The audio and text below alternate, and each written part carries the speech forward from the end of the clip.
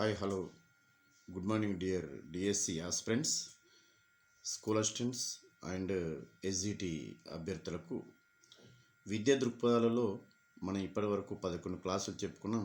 ఇప్పుడు ఇది 12వ క్లాసు. నేను చెప్పే దాంట్లో ఇంపార్టెంట్ అని నేను మెన్షన్ చేస్తున్నాను. అది చాలా బాగా గుర్తుంచుకోండి. వెరీ వెరీ మోస్ట్ ఇంపార్టెంట్ అని నేను చెప్తున్నాను. కొత్తగా చూస్తున్న అభ్యర్థులు ఎవరైతే ఉంటే వాళ్ళు తప్పకుండా సబ్స్క్రైబ్ చేసుకోండి నా ఛానల్ను. ఎంతమంది ఎక్కువ సబ్స్క్రైబ్ చేసుకొని ఎంతమంది ఎక్కువ లైక్స్ ఇస్తే అంత నేను ముందుకెళ్ళచ్చు. ప్రతిరోజు క్లాస్ వస్తుందండి. ఇవాళ నుండి జనరల్ నాలెడ్జ్ క్లాస్ 1 కూడా వచ్చింది. దాన్ని మీరు గమనించగలరు. అందులో జనరల్ నాలెడ్జ్ సంబంధించినటువంటి మనం ఎక్స్పెక్ట్ చేసేటువంటి టాపిక్స్ నుంచి నేను ఇస్తున్నానండి. అది గమనించగలరు. ఇప్పుడు మనం క్లాసులోకి వెళ్దాం. ఓకే డియర్ ఫ్రెండ్స్, మనకి ఇప్పటి వరకు యూనిట్ 1 మన నూతన సిలబస్ ప్రకారం యూనిట్ 1కి సంబంధించినటువంటి టాపిక్ మనం కంప్లీట్ చేసుకున్నాం. అది 11 క్లాసులో కంప్లీట్ అయిపోయింది. ఇప్పుడు 12వ క్లాస్ నుంచి యూనిట్ 2 అనేది మనం చెప్పుకుంటాం. విద్య యొక్క తాత్విక భావాలు. దీంట్లో వచ్చేసి ఫస్ట్ మనం విద్య ఉద్దేశాలు, లక్ష్యాలు ఏంటివి, విధులేంటివి, దాని యొక్క రకాలు, ప్రక్రియలు మరియు దాని ధృవాలు ఏంటివి అనేది మనం చెప్పుకుంటాం. మరి ఫస్ట్గా మనం విద్య యొక్క అర్థాన్ని గురించి నేర్చుకుంటాం. విద్య అనే పదం విద్ అనే సంస్కృత ధాతు నుండి ఉత్పత్తి అయింది. Very most important. దీని పదాన్ని గుర్తుంచుకోండి. విద్య అనగా అర్థాలు ఏంటివి అంటే తెలుసుకోవడం, సంభవించడం, కనుగొనడం, భావించడం, అవగాహన అనే అర్థాలు వస్తాయి. విద్యను ఆంగ్లంలో ఎడ్యుకేషన్ అంటారు. ఎడ్యుకేషన్ అనే పదం ఎడ్యుకేర్ అనే లాటిన్ పదం నుంచి ఉద్భవించింది. ఎడ్యుకేర్ అనగా పెంచడం లేదా వృద్ధిలోకి తేవడం అర్థం. మరి ఎడ్యుకేషన్లో ఈ అంటే అవుట్ ఆఫ్ అని, డ్యూకో అంటే వృద్ధిలోకి తీసుకురావడం అని అర్థాలు. అంటే వృద్ధిలోకి తీసుకురావడం అంటే ముందుకు చూపడం అని అర్థం, లేదా దారి చూపించడం అని అర్థం. విద్యా అర్థాలు 2. అవి ఒకటి పరిమితార్థం, రెండోది వచ్చేసి విస్తృతార్థం. పరిమితార్థంలో విద్య అంటే వ్యక్తి యొక్క అభివృద్ధి. మరి పరిమితార్థంలో విద్య అంటే పాఠశాల, కళాశాలలో, విశ్వవిద్యాలయాలను అభ్యసించే విద్య. జాన్ డ్యూయి అన్నట్లు పాఠశాల మానవ జీవితంలో ప్రత్యేక ప్రభావం చూపిస్తుంది. Very most important John Dewey definition ఇది. మరి విస్తృతార్థంలో విద్య అనగా ఒక నిరంతర ప్రక్రియ. ఎడ్వర్డ్ థింగ్, జాన్ స్టూవర్ట్ మిల్ ప్రకారం విద్యలో వ్యక్తి ఉయ్యాల నుంచి అంటే పుట్టినప్పటి నుంచి గిట్టే వరకు అంటే జీవితాంతం వరకు అని అర్థంగా చెప్పడం జరిగింది.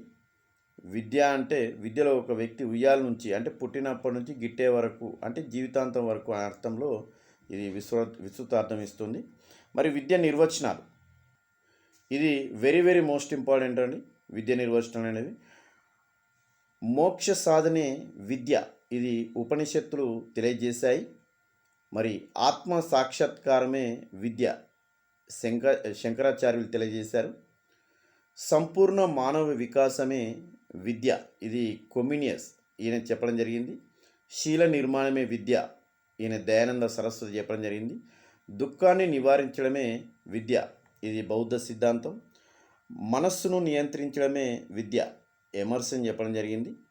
మరి తప్పును తరిమి సత్యాన్ని అన్వేషించడమే విద్య, ఈయన సోక్రటీస్ చెప్పాడు. మానవుడు నిర్మలంగా ఉండడానికి మార్గం చూపించేదే విద్య అని ప్రొబెల్ చెప్పడం జరిగింది. అలాగే వ్యక్తి ఆలోచన శక్తిని పెంపొందించేదే సరైన విద్య, ఈయన డెకార్టే చెప్పడం జరిగింది. ప్రతి మనిషిలోని దైవత్వంను వెలికి తీసేదే విద్య అని సర్వేపల్లి రాధాకృష్ణన్ చెప్పడం జరిగింది.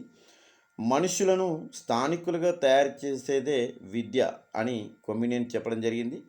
సంపూర్ణ జీవితానికి సమాయత్తపరచడమే విద్య, స్పెన్సర్ చెప్పడం జరిగింది. జీవిలో ఆవరించి ఉన్న దానిని వివర్తనం చేసేదే విద్య అని ప్రొబెల్ చెప్పడం జరిగింది. మరి జీవితంలో వచ్చే సమస్యలకు పరిష్కారం చూపేదే విద్య అని జిడ్డు కృష్ణమూర్తి చెప్పడం జరిగింది. ఆత్మజ్ఞానమే విద్య, అది మానవుని కర్మణ్యునిగా చేసేదే విద్య అని భగవద్గీతలో ఇది ఉండడం జరిగింది. నైతిక విలువలు ఆదర్శాలు గల సత్ప్రవర్తనను వృద్ధి చేసేదే విద్య. దీన్ని హెర్బర్ట్ చెప్పడం జరిగింది. మనిషిని స్వావలంబకుడిగా నిస్వార్థపరుడిగా తయారు చేసేదే విద్య. దీన్ని ఋగ్వేద చెప్పడం జరిగింది. ఆరోగ్యవంతమైన శరీరంలో ఆరోగ్యవంతమైన మనసును సృష్టించడమే విద్య. అరిస్టాటిల్ ఇది వెరీ మోస్ట్ ఇంపార్టెంట్. ఇంతకుముందు మన గతంలో అడిగాడు. పరిణితి చెందిన వారు పరిణితి చెందని వారిపై చూపు ప్రభావమే విద్య. ఇది రెడిన్ చెప్పడం జరిగింది. సహజమైన సుశీలమైన ప్రగతిశీల వికాసాన్ని కలిగించేదే విద్య. దీని పెస్టాలజీ చెప్పడం జరిగింది. సంతోషాన్ని బాధను సరిసమానంగా పొందగల సామర్థ్యాన్ని కలిగించేదే విద్య అని ప్లేటో చెప్పడం జరిగింది.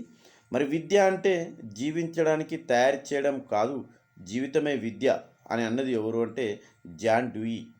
మరి అలాగే మనిషి జన్మించినప్పటి నుండి మనిషిగా తయారయ్యే వరకు కృషి చేసేదే విద్య అని రూసో చెప్పడం జరిగింది.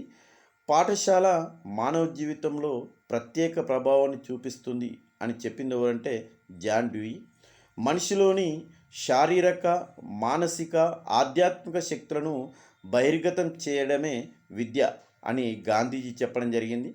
మనిషిని శీలవంతుడిగా సమాజానికి ఉపయోగపడేవాడిగాను తీర్చిదిద్దేదే విద్య అని యజ్ఞవల్కుడు చెప్పాడు. ఆత్మ ఎదుగుదలకు కావలసిన అంతర్గత శక్తులను బహిర్గతం చేయుటకు సహాయపడేదే విద్య అని అరవిందుడు చెప్పడం జరిగింది. మరి దేని ద్వారానైతే శీలం ఏర్పడుతుందో, బుద్ధి వికసిస్తుందో, మానవుడు స్వశక్తితో నిలబడగలుగుతాడో అదే విద్య అని అన్నది స్వామి వివేకానంద. ఇది కూడా వెరీ మోస్ట్ ఇంపార్టెంట్. మానవుడిలో అంతర్గతంగా ఉన్న దైవాంశ పరిపూర్ణత అభివృద్ధి చేయడమే విద్య అని అన్నది ఎవరంటే స్వామి వివేకానంద. శిశువు అభివృద్ధి జీవితాంతం కొనసాగే ప్రక్రియ.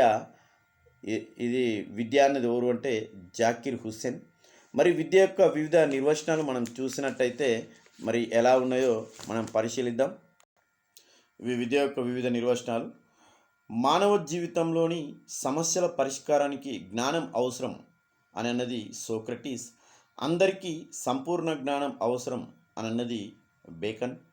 కేవలం జ్ఞానవంతుడు భూమి మీద ఎందుకు పనికిరాని వాడవుతాడు అని అన్నది ఎవరంటే ఏఎన్ వైట్ హెడ్. మానవుని ప్రవర్తనకు మూలమైన సహజాత విలువలకు శిక్షణ ఇవ్వడమే విద్య అని అన్నది ఎవరంటే ప్లేటో. సత్ప్రవర్తన నిర్మాణమే విద్యా ధ్యేయం అని అన్నది ఎవరంటే గాంధీజీ. వ్యక్తిలో సంతోషాన్ని కలిగించడమే విద్య యొక్క నిజమైన ధ్యేయం అని అన్నది ఎవరంటే గాడ్విన్. మరి నిజమైన స్వాతంత్రం అంటే నియంత్రిత స్వేచ్ఛగా ఉండాలి అని అన్నది ఎవరంటే బార్కర్.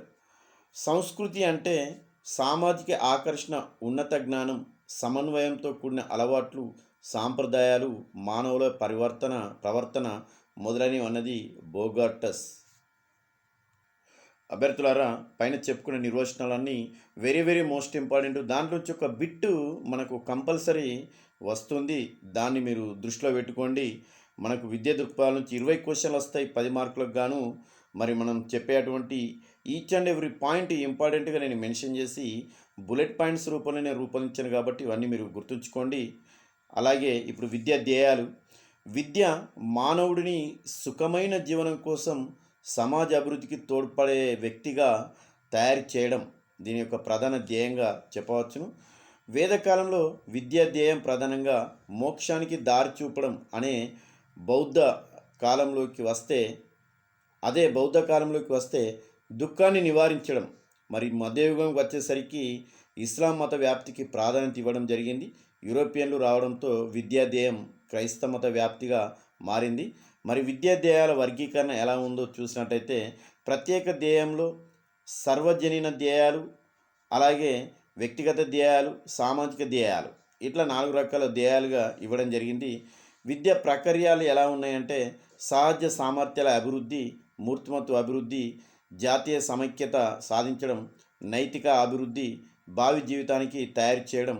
అలాగే మరి కొటారి కమిషన్ ప్రకారం చూసినట్టయితే 1964-66 ఇది వెరీ మోస్ట్ ఇంపార్టెంట్ ఈ ఇయర్. కొటారి కమిషన్ అన్నప్పుడు ఆ ఇయర్ గుర్తుంచుకోవాలి కంపల్సరీ. ఉత్పాదన అభివృద్ధి, సామాజిక జాతీయ సమైక్యత సాధన, ఆధునికీకరణ ప్రక్రియను వేగవంతం చేయడం, సామాజిక నైతిక ఆధ్యాత్మిక విలువల అభివృద్ధి.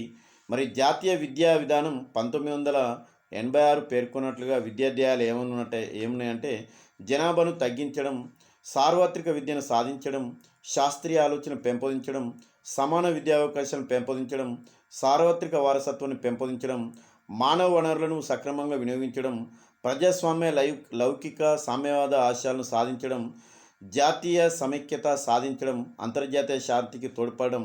మరి జాతీయ పాఠ్యప్రణాళిక చట్టం 2005 విద్యా ధ్యేయాలు ఏమున్నాయి అనేది మనం చూసినట్టయితే, జాతీయ పాఠ్యప్రణాళిక చట్టం 2005 విద్యా ధ్యేయాలు ప్రజాస్వామిక విలువల పట్ల నిబద్ధత ఉండడం, ఇతరుల సంక్షేమం పట్ల వారి అనుభూతుల పట్ల సున్నితంగా స్పందించడం, ప్రపంచం గురించిన జ్ఞానం అవగాహన విలువలకు కట్టుబడి హేతుశీలత ఉండడం, నేర్చుకున్న అంశాలకు కొత్త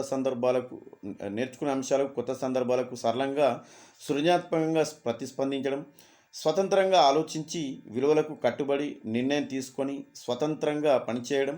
మరి విద్యా రకాలు చూసినట్టయితే విద్యను పాఠ్యప్రణాళిక బోధన పద్ధతుల ఆధారంగా 3 రకాలుగా విభజించవచ్చును. ఒకటి నియత విద్య. ముందుగా లక్ష్యాన్ని ఏర్పాటు చేసుకొని దానికి అనుగుణంగా నిర్ణీత స్థలంలో పద్ధతి ప్రకారం జరిగే విద్యను నియత విద్య అంటారు. ఇది కృత్రిమమైన విద్య. దీనికి కేంద్రం పాఠశాల, దీనికి వనరులు పరిమితం. ఉదాహరణకు పాఠశాలలు, కళాశాలలు, గ్రంథాలయం, మ్యూజియం, జంతు ప్రదర్శనశాల. మరి ఇక్కడ చూసినట్టయితే రమ అనే విద్యార్థి విజ్ఞాన యాత్రకు వెళ్ళి నాగార్జున కొండను చూసి విజ్ఞానం పొందను. ఇది నియత విద్యగా మనం చెప్పుకుంటాం. ఇది ఉదాహరణ. యాదృచ్ఛిక విద్య. ముందుగా ఒక లక్ష్యం కానీ నిర్ణీత సమయం లేకుండా అభ్యాసం జరుగుతుంది అని తెలియకుండా జరిగే విద్యను యాదృచ్ఛిక విద్య అంటారు. వ్యక్తి ఈ విద్య ద్వారానే ఎక్కువ విజ్ఞానాన్ని పొందుతాడు. వ్యక్తి పుట్టిన దగ్గర నుంచి చనిపోయే వరకు ఈ విద్య జరుగుతుంది. పరిసరాల్లో వ్యక్తి పొందే ప్రతి అనుభవం యాదృచ్ఛిక విద్యనే అవుతుంది. ఉదాహరణకు కుటుంబం, సమాజం, సాంఘిక మత పరిస్థితులు మొదలైనవి. ఉదాహరణకి ఇక్కడ ఏంటంటే రాధ సత్యాన్ని పలకమని తన పిల్లలకు చెప్పడం యాదృచ్ఛిక విద్యగా చెప్పవచ్చు. మరి నిరంతర విద్య పూర్తి కాకుండా మధ్యలో బడి మానివేసిన వారి కోసం నూతనంగా వచ్చిన ప్రక్రియనే నిరంతర విద్య. దీన్నే దూర విద్య అని కూడా అంటారు. డ్రాప్అవుట్ రేటు తగ్గించడానికి, అక్షరాస్యత స్థాయిని పెంచడానికి నిరంతర విద్య తోడ్పడును. ఉదాహరణకు దూర విద్యా కేంద్రాలు, ఇందిరాగాంధీ సార్వత్రిక విశ్వవిద్యాలయం. నిరంతర విద్యను అందించే సంస్థలు ఏంటి అంటే నిరంతర విద్యా కేంద్రాలు, వయోజన విద్యా కేంద్రాలు, కరస్పాండెన్స్ కోర్సులు, దూర విద్యా కేంద్రాలు, సార్వత్రిక పాఠశాలలు, విశ్వవిద్యాలయాలు, టెలిస్కూల్, రేడియో, టీవీ, అలాగే రాత్రి పాఠశాలలు. మరి విద్యా ప్రక్రియలు ఉన్నాయంటే విద్యా ప్రక్రియలు 3 రకాలు. ఏకధ్రువ ప్రక్రియ, 1, 2 ద్విధ్రువ ప్రక్రియ, 3ది త్రిధ్రువ ప్రక్రియ. మరి ఫస్ట్ వన్ ఏకధ్రువ ప్రక్రియ గురించి తెలుసుకుందాం. దీనిలో ఉపాధ్యాయుడు ప్రధాన పాత్రధారుడు. విద్యార్థులతో సంబంధం లేకుండా మొత్తం విద్యపై ఉపాధ్యాయుడే ఆధిపత్యం చెలాయిస్తాడు. ఇది చాలా పురాతనమైన పద్ధతి. అలాగే మరి ద్విధ్రువ ప్రక్రియ, దీన్ని జాన్ ఆడమ్స్, ఈ విద్యావేత్తల పేర్లు గుర్తుంచుకోండి, వెరీ మోస్ట్ ఇంపార్టెంట్. దీన్ని జాన్ ఆడమ్స్ ప్రతిపాదించాడు. ఇందులో ఉపాధ్యాయుడు విద్యార్థి ఉంటాడు. ఏకధ్రువ ప్రక్రియలో కేవలం ఉపాధ్యాయుడే. ద్విధ్రువ అంటే ఉపాధ్యాయుడు విద్యార్థి. ఇది వెరీ మోస్ట్ ఇంపార్టెంట్. వారు ఒకరిపై ఒకరు ప్రభావం చూపిస్తారు. ఒకరు బోధిస్తే మరొకరు నేర్చుకుంటారు, ఒకరు నిర్దేశిస్తే మరొకరు అనుసరిస్తారు. ఉపాధ్యాయునికి విద్యార్థికి మధ్య సంబంధం బలంగా ఉంటుంది. అలాగే త్రిధ్రువ ప్రక్రియ, ఈ ద్విధ్రువంతో సంతృప్తి చెందక జాన్ డ్యూయి దీన్ని ప్రతిపాదించాడు. దీనిలో ఉపాధ్యాయుడు విద్యార్థితో పాటు పాఠ్య విషయం కూడా ఉంటుంది. అంటే ఏక అంటేనేమో ఉపాధ్యాయుడు, ద్వి అంటేనేమో ఉపాధ్యాయుడు విద్యార్థి, త్రి అంటేనేమో ఉపాధ్యాయుడు విద్యార్థితో పాటు పాఠ్య విషయం ఉంటుంది. ఇది ఆధునిక పద్ధతి. బోధనాభ్యసన ప్రక్రియలో ఉపాధ్యాయుడికి ఎంతటి ప్రాధాన్యత ఉంటుందో విద్యార్థికి, సమాజానికి, సాంఘిక పరిస్థితులకు అంతే ప్రాధాన్యత కలదని డ్యూయి పేర్కొన్నాడు. విద్యార్థి ప్రక్రియలు చేస్తూ విద్యను అభ్యసించాలి అని డ్యూయి అన్నాడు. ఈ క్రింది టేబుల్ కూడా వెరీ మోస్ట్ ఇంపార్టెంట్. ప్లీజ్ కొత్తగా చూస్తున్న ఎవరైనా కూడా నా ఛానల్ సబ్స్క్రైబ్ చేయండి. ప్రతిరోజు క్లాస్ వస్తాయండి.